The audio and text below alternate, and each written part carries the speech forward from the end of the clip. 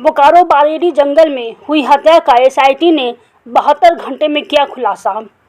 महिला समेत 4 आरोपी गिरफ्तार। बोकारो जिले के नावाडी थाना क्षेत्र अंतर्गत ऊपर घाट के बारेडी जंगल में 14-15 मई की रात कार सवार एक व्यक्ति की अज्ञात अपराधियों द्वारा गोली मारकर की गई हत्या के मामले में सनसनीखेज खुलासा हुआ है।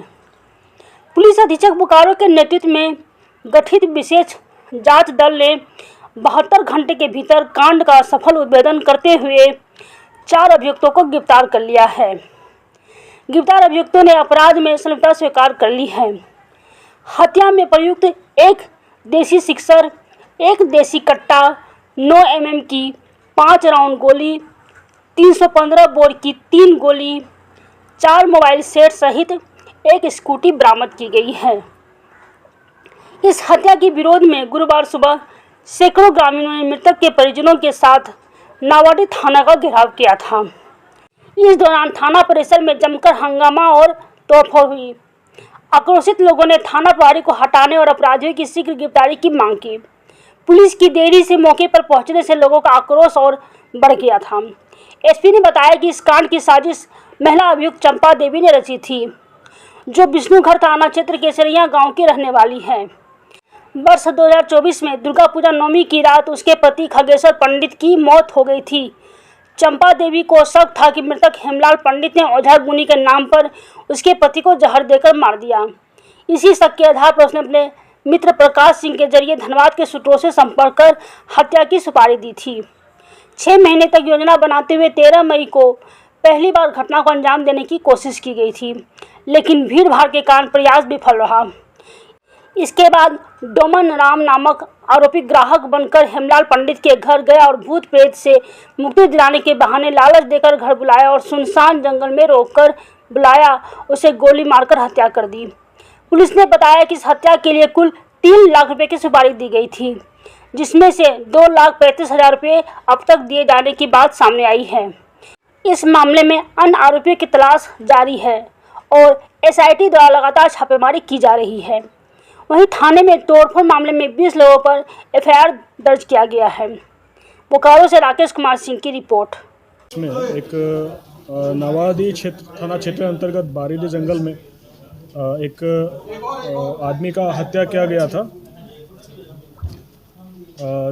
जिसके फलस्वरूप नावाडी थाना कांड संख्या 39/25 15/5/2025 को पंजीकृत करते हुए एक एसआईटी का गठन किया था, जिसमें SDPO Bermo, circle inspector Bermo, Nawadih थाना प्रभारी और अमित कुमार राय सब इंस्पेक्टर सबके एक टीम गठित कर दिया गया उसके उद्भेदन के लिए।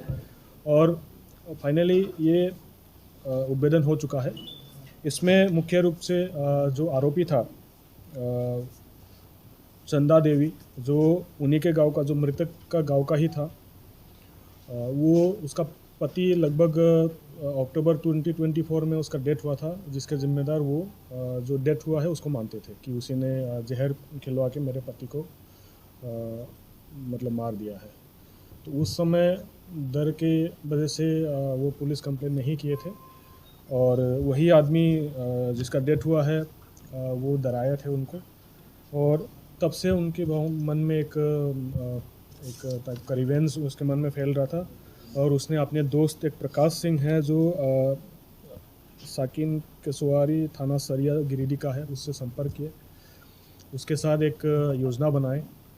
तो प्रकाश सिंह धनबाद के शूटर है, 3-4 शूटर से उनके बात कराए और वो लोग ये घटना को अंजाम देने के लिए पिछले 6 महीने से वो लोग प्लानिंग कर रहे थे। 13 की दिन जब 13 आया पास में, तो ये लोग एक बार जहाँ पे उनका निवास स्थान था, जो मृतक है उनका निवास स्थान के अगल बगल में वो लोग अटैम्प्ट लिए थे, लेकिन वो क्योंकि लोग वहाँ पे बहुत था तो उस दिन वो लोग नहीं किए। तो उसको 14 की तारीख को वो लोग एक सुनियोजित तरीके से उसको एक सुनसान जंगल में झाड़ फूकने के नाम से बुलाए और वहाँ पे वो लोग इसका अंजाम किए। तो फिलहाल चंपा देवी, प्रकाश सिंह, डोमन राम, विकास कुमार अरेस्टेड है।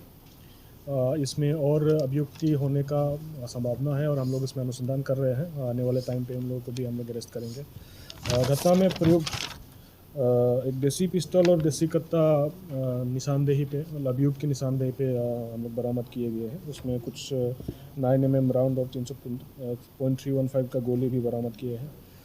घटना में प्रयुक्त मोबाइल जो यूज़ कर रहा था जिससे उसको बुलाया गया है वो भी हम लोग बरामद किए हैं। कितना फिरौती दी थी महिला? ये लोग 3 लाख में बात हुआ था और उसमें से 2,35,000 रुपया उन लोगों को विभिन्न माध्यम से, केस माध्यम से या बैंक के माध्यम से उनको दिया गया है। महिला का शूटर के साथ क्या संबंध था जो धनबाद में रहता है? जो महिला था प्रकाश सिंह उसका दोस्त था और जब उसका पति का डेथ हुआ वही मतलब उसको पालन पोषण वगैरह, भरण पोषण वगैरह करते थे। जी, बदले की भावना से। थाने में तोड़फोड़ हुई। देखिए ये एक तरीके से हम लोग के पास चैलेंज भी था जिसमें पुलिस का काबिलियत के ऊपर सवाल उठे थे और दूसरा जो रिस्पांस टाइम था उसके ऊपर भी इसका क्वेश्चन उठे थे। तो एक तरीके से ये हम लोग के लिए बहुत एक हम लोगों ने उसको एक चैलेंज की तरह लिया और उसमें हम लोगों ने फाइनली उसको डिटेक्ट कर लिया। सर, महिला क्या करती है? 3 लाख रुपया का सुपारी थी, महिला कुछ करती है? इसका आर्थिक महिला इनकम क्या है? उसी में इन्वॉल्व है। महिला भी झाड़फूक करती है। क्या करती है? थाने में तोड़ वो भी झाड़फूक करती है, महिला भी सर थाने में तोड़फोड़ थाना में जो तोड़फोड़ हुआ है उसके आलोक में एक एफआईआर रजिस्टर किया है जिसमें हम लोगों ने चिन्हित करके करीब 21 लोगों का नामजद है और उसमें से कुछ अज्ञात लोगों के ऊपर भी हम लोगों ने एफआईआर किया है। थाना में जो तोड़फोड़ किया है उसके ऊपर भी हम लोग सख्ती से कार्रवाई करेंगे। कितने लोग चिन्हित हुए सर? अभी तक फिलहाल हम लोगों ने 21 लोगों को चिन्हित किया है और हम लोग विभिन्न वीडियोग्राफी जो हुआ था उसमें उसको देखते हुए बाकी लोगों को भी हम लोग उसमें चिन्हित कर रहे हैं। देखा जाए अगर किसी खास व्यक्ति के द्वारा लगातार इस तरह की मतलब थाने में हो या कहीं रोड पर हो, इस तरह का मतलब और अन्य लोगों को उबर कर इस तरह की कार्रवाई करने का मजबूर। देखिए ये एक हर जगह में जैसे यहाँ पे कोई एक्सीडेंट का घटना भी होता है तो उसके बाद तुरंत रास्ता जाम करना, ये थोड़ा सा जो अनलॉफुल एक्टिविटी से वो हो रहा है। इस पे कानून सख्त है और हम लोग हर ऐसे कंडीशंस पे हम लोग एफआईआर भी कर रहे हैं और लोगों को भी ये समझाने का प्रयास कर रहे हैं जब कुछ ऐसे घटना हो जाता है तो वो पुलिस का गलती पे नहीं होता है, हो सकता है उसका कोई दूसरा रूप हो। जैसे इसमें तो पूरा मामला अलग था, उसमें कोई वो पुलिस की तरफ से कोई ऐसा भी नहीं था। तो इसका लेके अगर कोई लॉ अपने हाथ में नहीं लेना चाहिए। अगर कोई लॉ अपने हाथ में लेता है तो उसके ऊपर कानून सख्त रहेगा और हमेशा उसका फॉलो अप एक्शन किया जाएगा। क्या जयराम पे भी इसमें कोई कार्रवाई होगी? इस पे भी कोई केस होगा? जब वो तोड़फोड़ हो रहा था तो उनका संलिप्तता उस समय नहीं था तो उनके ऊपर कार्रवाई नहीं हुई।